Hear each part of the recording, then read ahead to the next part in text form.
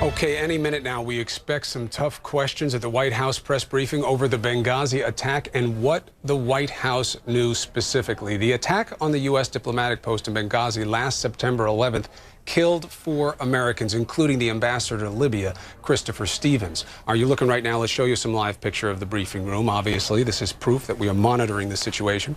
Republican criticism is mounting following a week of hearings that got very heated on this topic. Critics like House Speaker John Boehner are accusing the State Department of using fake talking points about how the attack went down to protect President Obama's re-election campaign. And he wants the State Department to release emails.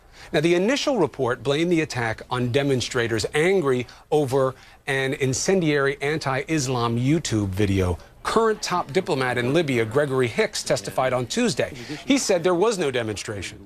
He said there was an early report that the attack was coordinated by Islamic terrorists. So information keeps coming out. People start debating it. There's reporting from the Weekly Standard and ABC News that shows the administration did help edit the talking points about the Benghazi attack on 12 different occasions. What does that mean? Is that a lot? What was the nature of those changes? That's what they're trying to figure out. And it wasn't just written by the intelligence community, but there was a lot of input from the State Department as well. So let's bring in Chief Political Analyst Gloria Borger joining me down there from Washington, D.C. Let's begin with this. When something like this comes, the first thing we want to say is, well, this is partisan. This is right going left. At this point, isn't it fair to say, Gloria, this goes beyond partisan picking? I think it does. I think it's sort of a window into the way Washington works, particularly when you're in the heat of a presidential election year. Let's take a step back, okay, Chris? Just set the scene. You're in the fall campaign. There is a terror attack, as we now know it, on September 11th. The State Department has been asked, as the administration's been asked, by the Congressional Intelligence Committees to provide them talking points. So when they're asked questions about this, they can actually talk about it with some amount of knowledge. What we're seeing in all of these emails going back and forth is the process at work, which is ugly, about how these talking points came to be, and in fact ended up, you see Ambassador Rice there, and ended up to be used by her on her famous round of Sunday talk shows. Right, but and Gloria, what we see in this process is that these talking points were edited to the point of inaccuracy. And the question is that a cover-up? Is it a whitewash? You know, we don't know the answer to that. I know, and you took my question. That's exactly what I was going to ask you, right? Because that's what this gets to. 12, what is the context? It sounds like a lot, but we have to know the nature and the purpose of what those changes were, right? And how do we get that information? Okay, so here's the context. Over at the CIA, they're looking at some of these points, which include mention of al-Qaeda. And there is a sense from some at the CIA, you know what, we don't want to tip anybody that we're investigating al-Qaeda on this, so let's take out some of the references to al-Qaeda. What the CIA left in, apparently, was the sort of broader context of al-Qaeda in Benghazi, in that part of the world. Those were eventually edited out. And there is an email obtained by ABC News from someone at the State Department which asks, why should we leave that in? Because, quote, it could be abused by members of Congress to beat up the State Department for not paying attention to warnings. So clearly, from a State Department official asking the question, why are we going to give members of Congress information, don't forget, in an election year, which they could turn around and beat us up with? And that's how you see this evolving. Everybody's got a different reason for editing it, and they edit it down to something that's totally, turns out to be, in fact, untrue.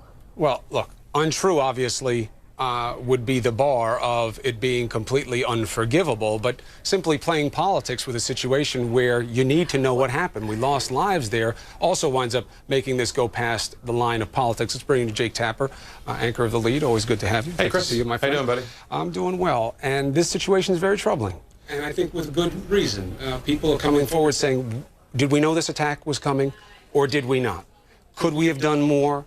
and gotten help there sooner, or could we not? These are legitimate questions, not just partisan pandering. Fair? I think that's fair. I mean, throughout, obviously, there is this veneer of politics on all of this, and a lot of the people that have been involved in the criticism are very partisan Republicans. That has been of benefit to the White House, which has not wanted to talk about this at all.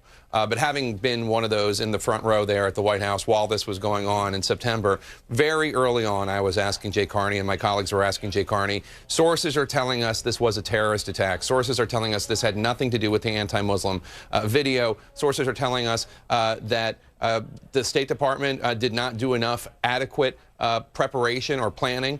And there was always just a stonewalling. That's not true. That's not what happened. When we started to break stories in September and October about the fact that there were people at the State Department who had been denying requests from diplomats on the ground in this very, very dangerous assignment, denying them. People in the White House were saying, your sources are wrong, you're getting your information wrong, that's not correct. It's now very, very clear from a number of career diplomats at the White House, not partisan Republican talking heads in Washington, D.C., but career diplomats who were taking these very dangerous assignments in places like Tripoli, that they were requesting security and the State Department was denying it. Why? Any understanding of why they would deny it? If you look at the investigation, the internal investigation done by Ambassador Pickering and Admiral Mullen, they say there just wasn't an understanding, a sufficient understanding of how great the dangers were. If one accepts that that is true, then there has to be some accountability. Who didn't understand that? Why didn't they understand that? Has there been any repercussions for those individuals professionally? So far, the answer seems to be no. There were 4 individuals who were reassigned, and there seem to be some questions right now about whether or not they were even disciplined, but no accountability on any high level. The most dangerous politics here would be those of avoiding this situation because of the partisan banter and not justifying those lives lost with the facts of what actually happened, and so that we can learn going forward. And as Gloria talks about the context, it's also important to remember the political context. Not because we want to inject politics in this. This is a story about terrorism and career diplomats being killed.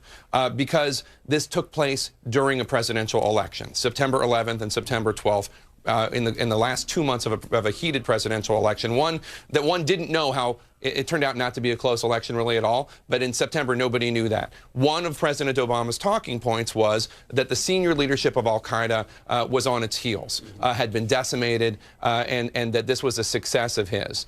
Republicans say that the White House did not want to change from that message. Now, do we have evidence that that's why these talking points were changed? We have Victoria Nuland in these emails released saying that she didn't want Congress to beat up on the State Department for not heeding the warnings.